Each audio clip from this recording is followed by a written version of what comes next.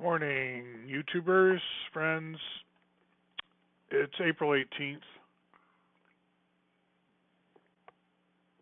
I'm making two videos this morning. They're both on the same thing, which is mnemonics. Mnemonics can be approached in many different ways. You've probably heard of the memory palace idea, where you furnish a mental image of a castle, say, with a lot of furniture that then helps you remember things. The furniture is like symbolic, like icons. That's used since Roman times, Roman orators. In Rome, of course, oratory is of high importance, but how do you remember a speech? Memory techniques, the art of memory, lots of books on that. Poets know about this technique and they use it and they try to develop it in their reader. And since I talk about certain key topics a lot, like Bucky Fuller, I wanted to show you some of the graph that you could build to help you remember in that area. And I often flash Ezra Pound's picture on the screen because late in life he met up with Bucky and felt reassured or cheered up, let's say cheered up, because Ezra is all washed up at that point. He made huge mistakes. He saw that too. He tried to apologize, but he was a vicious anti-Semite and stuff like that. And he was caught up in paranoias about the world's banks and all this kind of stuff, rampant in the 1900s, right? He's not like the only one. He's in good company, but it's not an excuse, really. It's just mob psychology is what it is. As a poet, you kind of struggle to break free of mob psychology, but you know you're going to be programmed one way or another. I think of that as with two M's and an E, program as in theater. When you walk into a theater, they'll hand you a program. And if you don't know your lines, how can you be in a play? Now, we do have improv. I'm not a Scientologist, so I don't know if they would agree with me on this, but life is improv in a lot of ways. It has theatrical aspects to it. And so when Fuller shows us a nation-free map, it's like here's an empty stage before you put your nations on it, which you're going to do in a millisecond. It's like a big bang. The second you look at planet Earth, you're mentally going to impose a schema. And if you're not used to thinking in terms of nations, you might impose other data. But something is going to stick out at you, and maybe it's just where's the vegetation? Like where sometimes it's a heat map, like where is it hot, averaged cold, whatever. Data is going to be there. And when we live, we call up data all the time. And what thought follows what thought, that's important.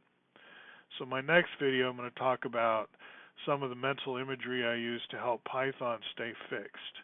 But I wanted to talk a little bit more about why I keep bringing up Ezra Pound. It's because Hugh Kenner wrote this famous book. It's even got its own entry in Wikipedia, which not all books get, called The Pound Era.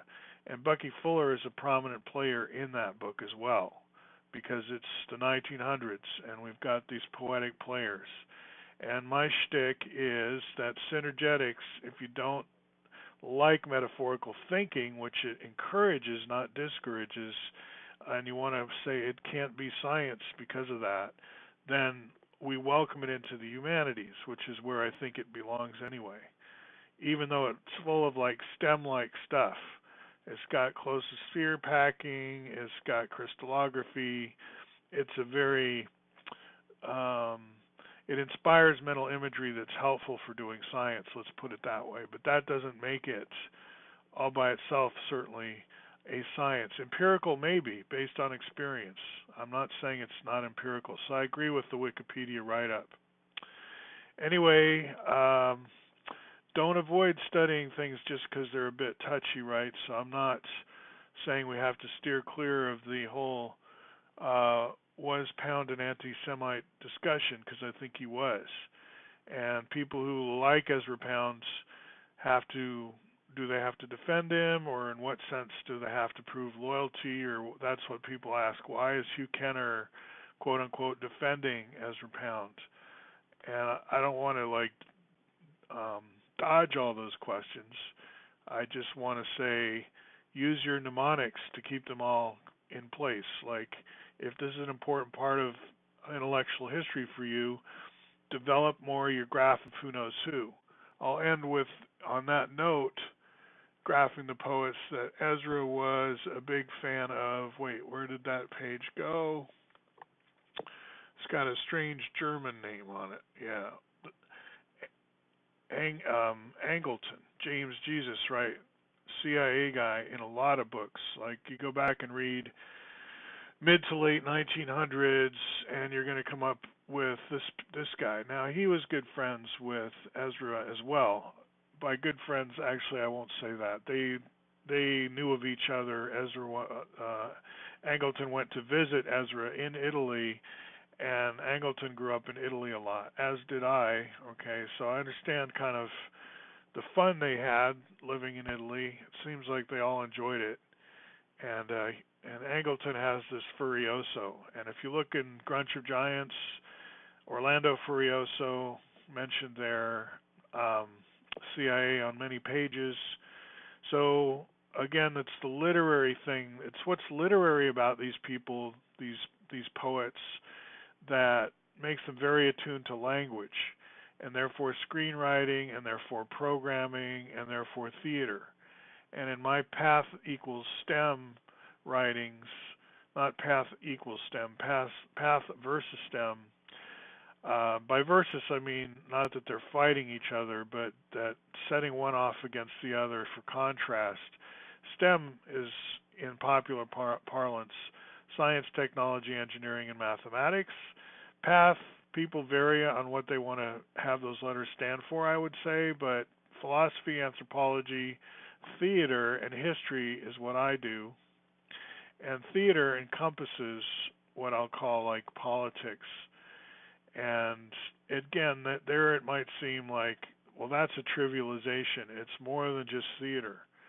And I'm saying, no. What's more than just theater, really? It's theater in kind of, it's theater within.